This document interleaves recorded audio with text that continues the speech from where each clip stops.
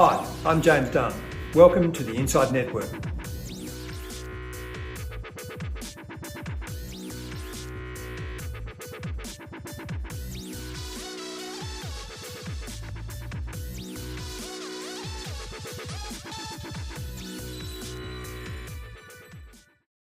Welcome to INDepth, and joining us today to discuss industrial property and the opportunities in this space. Welcome to Phil Ryan, Managing Director of Trilogy Funds. Hello, Phil. Hi, James. Phil, you've had an extensive career in property. Your experience spans multiple cycles. Could you expand on the evolution you've seen in asset management in general and the property and the debt markets over your career? Yeah, sure, James. That's an interesting question, and it's multifold, really, in terms of answering. One is obviously technology. I look at the requirements we would have to have in terms of staff and also space to operate our business now. We've got 60 staff now. I think if it wasn't for that technology, we'd have to have 5 times the amount of staff and also the 5 times the amount of space as well. The other thing is greater information at our disposal. We also involve predictive tools in terms of managing our loans, but also predictive in terms of where to buy assets, etc. So I got to say, at the end of the day, it's all technology, and that's provided a huge amount of information really at our disposal, which we can use to our advantage. But still, Phil, the traditional methods of valuing a property and understanding all of the inputs that go into generating returns from a property, they wouldn't have changed, would they? They've just been sped up and in terms of the information flow? Yes, the valuation metrics are still very similar to what they were right at the start of my career. At the end of the day, in any property, you've got to look to the quality of the tenant, look at the lease covenant, look at the lease reviews, also look at the sector, look at their geography. I think only that information has changed. And so we've got greater ability to make better decisions than what we would have had years ago. Phil, as we come into 2022, the news flow is dominated by concerns over higher interest rates and inflation. Many headlines suggest that interest rates are the most important input into property prices. Is that an oversimplification of what is a unique but very disparate asset class? Yeah, well, James, again, interest rates are one of the most important. I wouldn't say it's necessarily the important, because I think what it dictates, though, is where people invest their money relative to risk. In other words, you've got to look at the risk-free rate of return. If you were to take an investment such as investing in bonds, or government bonds, which involves very little risk, versus the amount of return which you'd expect from, say, an industrial property. I think you've got to look at what is the risk portion of any investment that you invest in. For example, at the moment, it's concerning to me where you see industrial properties being priced at 4%. In terms of a capitalization rate versus, say, the risk-free rate of return, which is closer to 0.1 to 1%. Industrial property, Phil, has been one of the stars of the pandemic in terms of a popular sector for investment, and it's had some particular tailwinds in certain areas. Could you expand on the growing opportunity set in what comes under that umbrella term industrial property? Because as I alluded to, things like the logistics centres and data centres really came into their own at certain times during the last couple of years. Yeah, well, again, James, you look at the industrial sector from where it was a few years ago. It was always the ugly duckling in terms of investment markets. But of course, you look at logistics now. You also look at commodities. I mean, when we started the Trilogy Industrial Property Trust back in 2017, we were coming off the downturn of the mining boom, and so commodities were depressed. Commodities have since benefited from where they were. Also, you've got the issue about manufacturing, and I've got to say, when you look at how it's performed, for example, during the pandemic, we've had a situation where those tenants have still remained to be quite viable and quite good in terms of their rate of return. Is there a really hard border between commercial property and industrial property, given that the tenants are conducting business? To what extent has industrial property as a description emerged to cover much more, or many more different things than it would have covered, say, 10 years ago? Well, James, it's, with industrial property, it was always probably mining more than anything else, and some manufacturing. Manufacturing years ago would have either been very large, like a Ford factory or so, or very small, being reasonably cottage-style industries. Now, of course, it's got logistics and the like, and I think the manufacturing's become more sophisticated. So that's overall, I think it's done very well. I think relative to commercial property, what we tend to find with industrial property, it's more single tenant rather than a multi-tenant, which would be typically in a commercial property.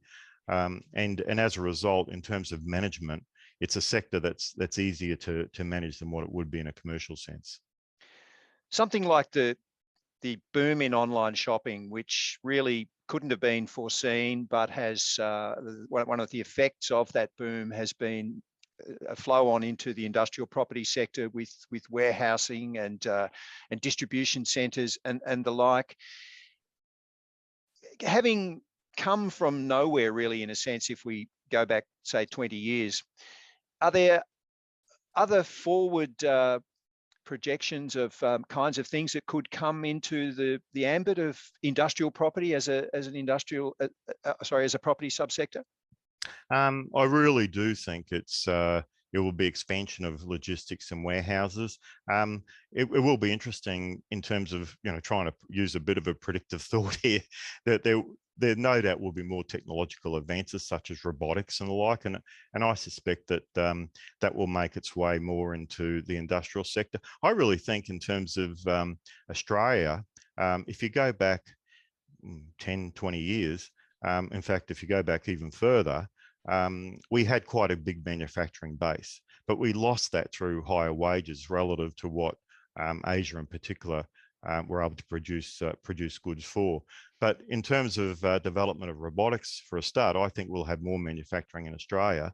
And also that provides some benefit to us in terms of geopolitical issues too. We lost our car manufacturing.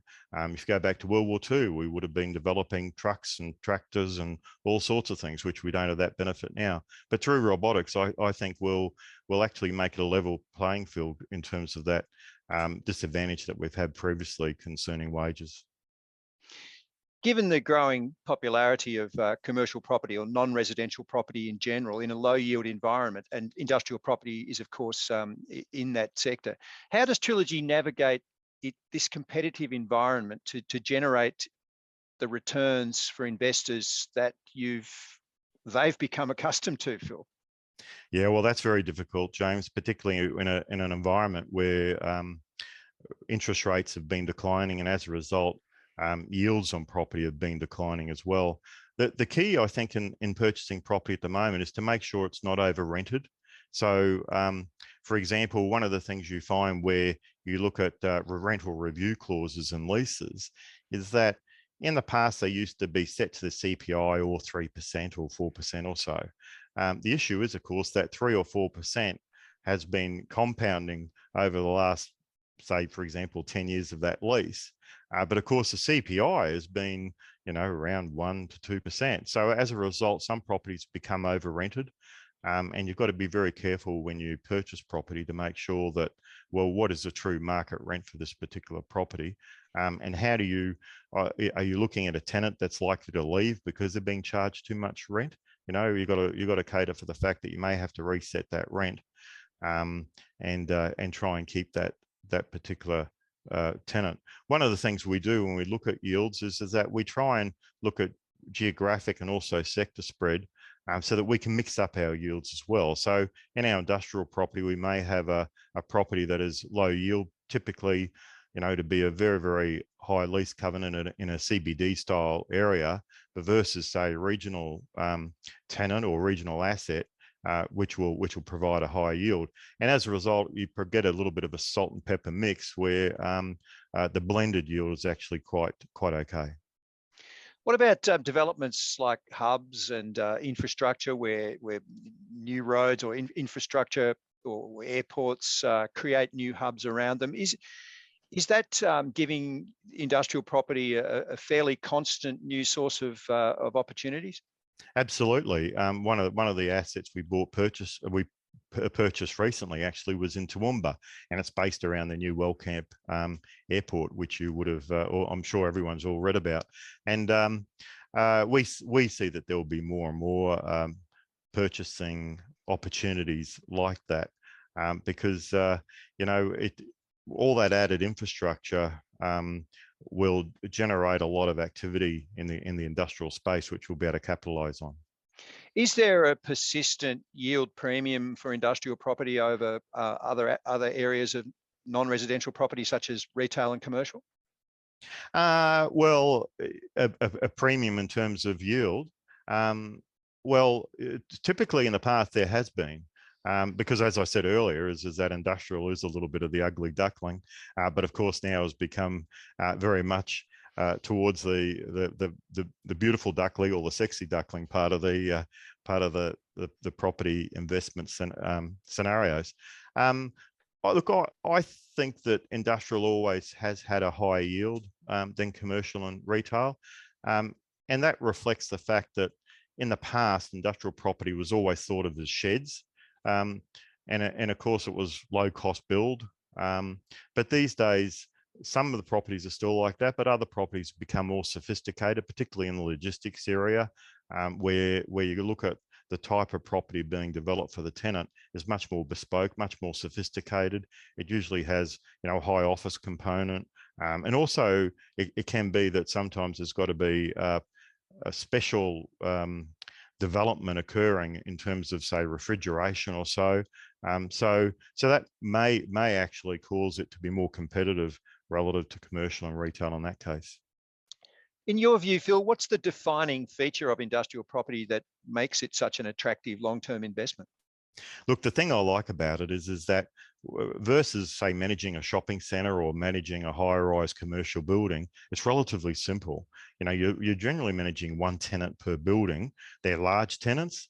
There's a long WALE, as in that there's a long lease term typically. You'll tend to find also that the tenant is invested in it. So where you've got a commercial property, every office is pretty much the same. Where you've got a retail shopping centre, every retail outlet always has a similar sort of characteristics. But with an industrial property, you find that the tenant tends to be more invested because it's got to be tailored to their particular needs. And you'll find that the tenants will generally contribute towards that. There'll be landlord contribution as well, but not to the same degree where, you look at incentives in Brisbane at the moment in commercial, they're ranging over 40%. And in retail, I'm scared to think of what that might be. Industrial, you don't see those sort of requirements for tenant incentives like you would in those other sectors. Of course, everything carries its own risk in terms of, if the tenant fails, if you've got one tenant, you don't get the luxury of diversification like you would in commercial retail. But I've got to say, through the pandemic, our portfolio was fully leased and fully occupied. There's no compensation paid, for example, during COVID, etc. Phil, we've touched in this chat about the industrial property becoming all the time a much more diverse sub-asset class in itself as a subsector of commercial property. So could you provide some insight into the types and characteristics of the industrial property assets that Trilogy sees and really likes? Yeah, sure. Good question, James. Look, we adopt two approaches. Really, we adopt a helicopter top-down approach in the first instance, and that's where we look to sector diversification. Are we looking to be in mining, logistics, manufacturing? We also look at the geography in terms of where we think there are opportunities. I like buying value, so I always like to look for where we think that there's opportunity. As we did in 2017, the first property we bought was actually in Mackay on the back of the mining downturn, and that's turned out exceptionally well.